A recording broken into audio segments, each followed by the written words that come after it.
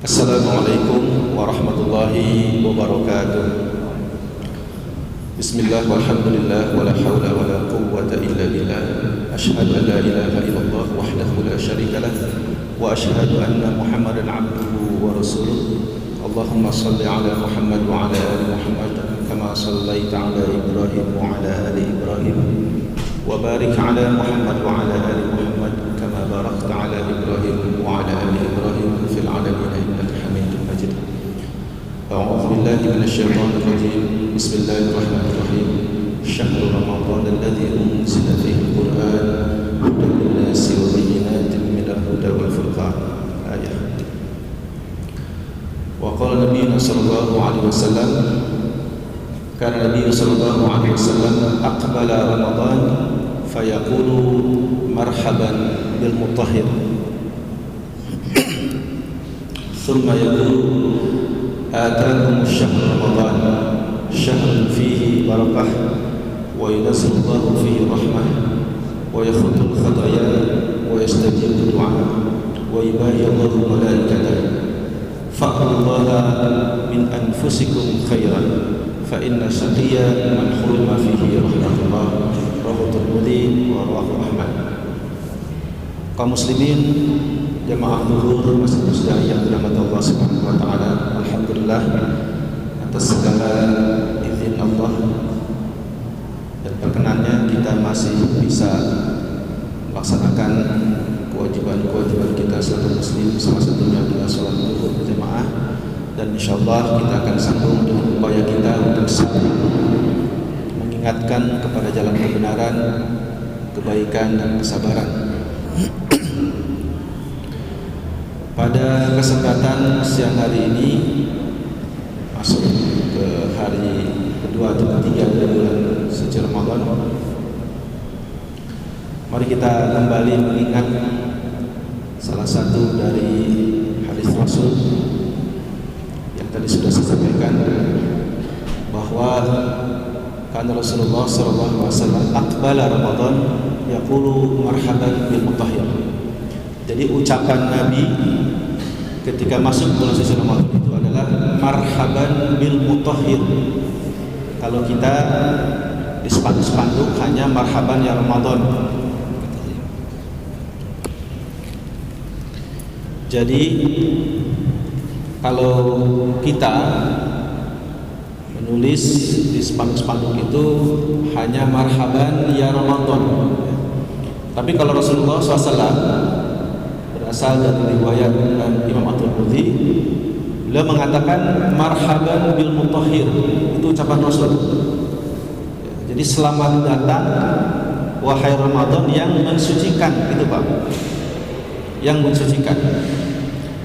Jadi kalau ibadah haji kita datang ke tempat suci, kalau Ramadan justru yang suci itu mendatangi kita. Itu bedanya. Oleh karenanya ini luar biasa bahwa Allah betul-betul memuliakan hamba-hambanya yang melaksanakan ibadah sahur. Nah, kemudian setelah mengatakan marhaban bil mutahhir, wahai selamat datang bulan suci Ramadan yang membersihkan, yang mensucikan, Rasul melanjutkan ucapannya kepada sahabat. Waktu itu sahabat berada di tengah-tengah Rasul. Rasul sampaikan, atakum syahr Ramadan, wahai sahabat, telah datang kepadamu bulan suci Ramadan. Syahrun fihi barakah, bulan yang dalamnya ada banyak keberkahan.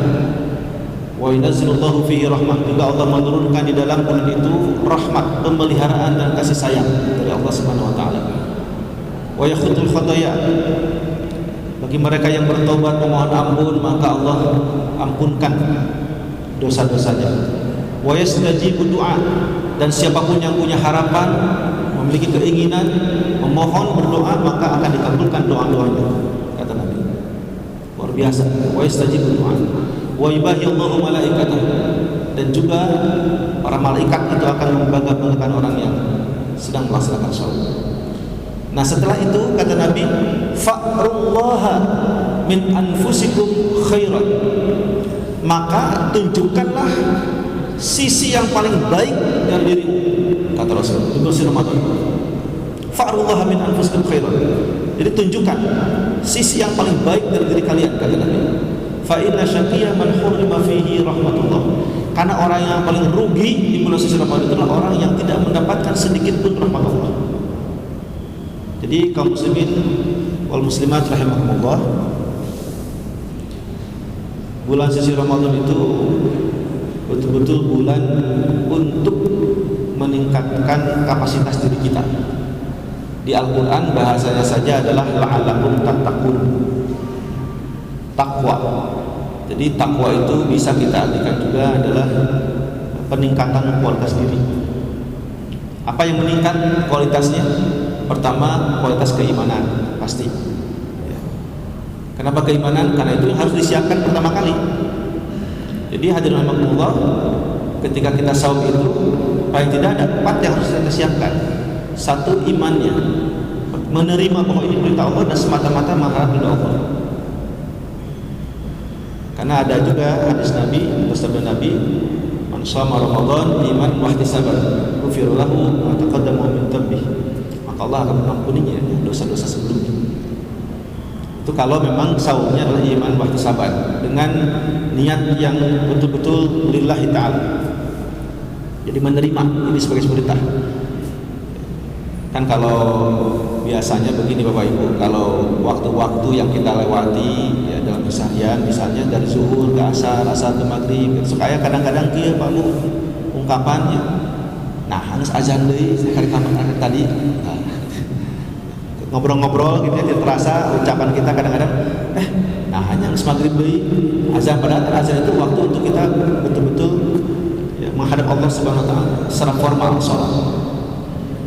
Tapi ada ungkapan kadang-kadang begitu. Nah itu entah apa karena memang merasa dia tidak tidak semangat untuk sholat dan sebagainya. Nauzubillah kalau misalnya Ramadan sekarang, aduh besok malah itu bisa ngopi, itu bisa ngerokok misalnya gitu. Nah maka hindari ya ucapan-ucapan atau semacam itu, karena meskipun itu adalah hal yang sifatnya main-main tapi tidak perlu ya, tidak baik untuk diucapkan atau diniatkan. Justru sebaliknya harusnya alhamdulillah dengan datangnya Ramadan ya, kita bisa lebih hemat, bisa menjaga diri, bisa menjaga kesehatan kita, karena saum itu memberikan dampak yang positif bagi kesehatan dan seterusnya. Itu imanan wa ihtisaban, dan di bulan ini kita bisa sungguh-sungguh. Jadi pertama iman disiapkan. Nah yang kedua yang harus disiapkan itu adalah amalan-amalan. Karena tadi fa'rullaha min anfusikum khairan, tunjukkan sisi yang terbaik dari dirimu. Bapak Ibu, untuk sampai pada derajat takwa itu memang tidak langsung jadi, tapi harus ada simulasi, harus ada proses. Apa simulasinya? Apa prosesnya? Yaitulah semua kegiatan yang memang dianggap baik sebagaimana perintah dalam Al-Quran hadis di bulan Ramadan. Jadi baca Qur'annya ditambah dosisnya atau porsinya. Biasa kalau baca Qur'an itu habis maghrib atau habis subuh saja. Sekarang habis sholat subuh baca Qur'an, zuhur, sholat zuhur, ya, sholat tausiah juga baca Qur'an, asar, isya dan terusan. Jadi ditambah porsinya. Simulasi takwa, baca Qur'annya. Kemudian apa yang mesti disiapkan selain amalan? Ya, itu berbaginya. Jadi hartanya juga siapkan. Karena pada bulan Ramadan itu semua dilipat ganda pada Allah. Bahkan Nabi sendiri dikatakan bahwa dia ajwadun nas, orang yang paling baik, yang paling soleh. Tapi di bulan Ramadan dia lebih soleh lagi, lebih hebat lagi katanya. Itu dalam hadis dikatakan demikian. Nah jadi fa'rullaha min anfusikum khairan, tunjukkan sisi yang terbaik dari diri kalian, kata Nabi. Berbaginya, baca Qur'annya, sholat malamnya atau qiyamul lailnya, menahan dirinya tidak hanya makan minum tapi juga dari ucapan-ucapan yang tidak bermanfaat, perkataan-perkataan yang kotor, yang kasar, yang menghinakan, dari perilaku yang menzalimi, yang menipu dan lain sebagainya, itu dihindari karena itu saum, menahan. Maka pantaslah kalau orang semacam ini memang ya, akan mendapatkan kebaikan atau pahala yang luar biasa dari sisi Allah. Kemudian yang harus disiapkan kaum muslimin rahimahullah di saat kita sedang melaksanakan saum ini adalah jangan lupa rencana. Ya. Jadi pertama kolbunya disiapkan iman, yang kedua malnya, hartanya disiapkan untuk berbagi. Yang ketiga itu adalah fisiknya. Fisiknya juga dijaga di bulan suci Ramadan. Nah, yang keempat itu rencana. Kalau fisik ya berarti sesuaikan bagaimana supaya tubuh ini tetap sehat, tetap kuat untuk menjalankan ibadah puasa. Di antaranya dengan menjaga sahur. Karena kata Nabi, tasaharu fa inna fis sahur barakah. Bersahurlah kamu karena dalam sahur ada berkah. Bahkan dalam hadis yang lain dikatakan, ya, sahur itu jangan tinggalkan. Walau jur'atan minal ma', sekalipun kau hanya minum segelas atau satu cangkir air putih, jangan kau tinggalkan, kata Nabi. Karena itu untuk kebaikan tubuh kita. Ya. Lalu di saat buka puasanya dahulukan makanan-makanan yang memang baik untuk kesehatan kita, yang manis kayak kurma, air putih. Nah itu untuk kesehatan kita. Lalu qiyamul lailnya, jadi fisiknya juga siapkan. Nah yang keempat itu rencana. Kita mesti punya rencana Bapak Ibu untuk Ramadan ini. Tahun ini mau apa Ramadannya? Saya tahun ini mau khatam Quran, bagus. Tahun ini minimal saya hafal 10 surat dari surat Muzammil, itu bagus. Atau tahun ini paling tidak saya ingin misalnya ya itu berderma, berbagi dengan 20 anak-anak yatim dan duafa. Bisa. Bulan Ramadan tahun ini saya ingin ikut kajian-kajian. Itu juga bagus. Jadi mesti ada rencana. Kalau nggak ada rencana itu biasanya jadi tidak begitu berarti nanti Ramadan kita. Karena nggak ada rencana. Jadi pastikan ada rencana. Nah, karena itu yang dimaksud dengan fa'allahu min anfusikum khairan, tunjukkan yang terbaik dari sisimu, itu ada rencana. Kalau nggak ada rencana, cenderung nanti apapun ya biasanya kalau nggak ada rencana itu nggak berhasil. Coba saja kalau kita mau melakukan kegiatan apapun, mau bisnis, mau ada kajian-kajian, mau ada kegiatan-kegiatan tertentu dengan melibatkan banyak orang, itu kalau nggak ada rencana nggak bisa. Nah, saum Ramadan juga sama. Jangan lupa itu rencana paling penting. Ya, planning disiapkan bulan suci Ramadan itu. Nah, hadirin Allah, jadi semua proses simulasi itu adalah untuk mengantarkan manusia kepada jalan takwa. La'allakum tattaqun. Ya. Sekali lagi, takwa itu adalah peningkatan kualitas. Apa yang meningkat? Ya, meningkat kualitas ilmunya, meningkat kualitas amal solehnya, meningkat kualitas dia berbagi kepada orang lain, ya, meningkat kualitas berbaginya, meningkat pula ya, ibadahnya, keteguhan imannya, kekokohannya, begitu. Jadi semuanya itu untuk menampilkan profil seorang muslim yang memang benar-benar unggul, yang hebat. Nah, oleh karenanya Bapak Ibu sekalian, bulan suci Ramadan ini penempaan juga buat kita untuk memang menyiapkan pribadi-pribadi yang hebat. Profil-profil manusia-manusia pilihan, muslim, mukmin, mukminat itu yang unggul. Yang sholihul akidah, akidahnya benar, kemudian amal solehnya juga benar, dan tidak menjadi beban bagi orang lain. Itu penting untuk digarisbawahi. Karena kualitas-kualitas tadi kalau sudah meningkat, ya insya Allah ya, kita akan menjadi pribadi-pribadi yang juga sebagaimana yang diharapkan, gitu ya. Jadi meningkat semua ilmunya. Nah, bulan Ramadan ini bulan peningkatan ilmu. Jadi karena sekarang sudah zamannya media, sudah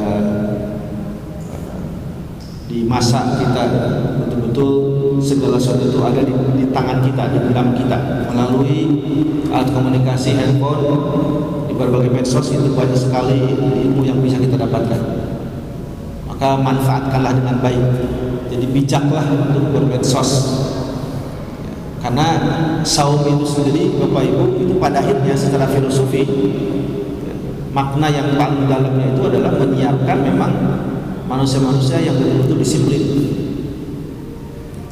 Jadi kalau makan minum itu kan disiplin yang sifatnya secara materi. Kita mencegah Tapi ada disiplin yang ini sifatnya lebih dalam, lebih bermakna, yang mendisiplinkan diri, disiplin dalam keinginan, disiplin dalam program, dalam perencanaan, semuanya harus disiplin. Itu yang paling penting. Karena kalau misalnya tidak seperti itu, ya derajatnya akan turun. Hadirin rahimakumullah, jadi takwa tidak hanya dikaitkan pada soal-soal yang sifatnya makhluk ya. Orang misalnya rajin sholatnya disebut takwa, itu betul. Tapi orang yang kemudian dia disiplin dengan kegiatannya, itu juga bertakwa sebenarnya. Karena dari disiplin waktunya dia akan bisa mendapatkan manfaat banyak hal. Bukankah di Al-Quran juga ada pertimbangan tentang disiplin waktu itu? Wal asri innal insana lafi khusr. Semua orang berpotensi rugi kalau nggak ngatur waktunya, kecuali orang yang beriman. Kan illal ladzina amanu, orang beriman masih rugi kalau nggak beramal saleh. Orang beramal saleh masih rugi kalau tidak wa tawassaw bil haqq wa tawassaw bis sabr. Jadi la'allakum tattaqun itu, kalau boleh ya, saya berpendapat itu adalah pendekatan kualitas. Yang kedua, untuk mencetak gaya hidup muslim, ya, gaya hidup muslim yang benar, yang baik. Gaya hidup muslim itu tidak boros, disiplin, ya, disiplin dalam ucapannya, begitu ya, dalam niatnya, dalam keinginannya, rencananya. Itu gaya hidup muslim. Dia bersih, ya, dia tidak rakus, begitu. Karena kan justru puasa itu yang melatih kita. Dia besar rasa empatiknya pada orang lain, simpatik, ya, empati dan simpatik pada orang lain. Itu yang mesti tumbuhkan. Itulah kualitas orang bertakwa. Gitu. Jadi bukan hanya sekedar kecerdasannya saja, tapi juga perilakunya, niatnya itu betul-betul terkendali karena dia telah dilatih oleh ibadah saum itu sendiri ya, selama hampir 29 atau 30 hari. Begitu. Nah, jadi hadirin rahimakumullah, mari kita coba gali lebih dalam makna-maknanya dari seluruh proses di dalam ibadah saum ini, termasuk tadi simulasi-simulasi untuk sampai pada ketakwaan. Dari mulai qiyamul lailnya, saumnya sendiri ya, betul-betul menahan tidak hanya lapar dan haus saja, tapi juga menahan pendengaran, menahan penglihatan, perbuatan-perbuatan yang memang itu menjadi sebab dari batalnya atau hilangnya pahala dalam ibadah saum. Insyaallah dengan terus memperhatikan ini, maka mudah-mudahan ya, kita sampai pada satu derajat yang telah Allah tetapkan di dalam Al-Quran sendiri, yaitu la'alakum tattaqun. Amin ya rabbal alamin. Demikian, mudah-mudahan ada manfaatnya. Mohon maaf atas segala kekurangannya. Assalamualaikum warahmatullahi wabarakatuh.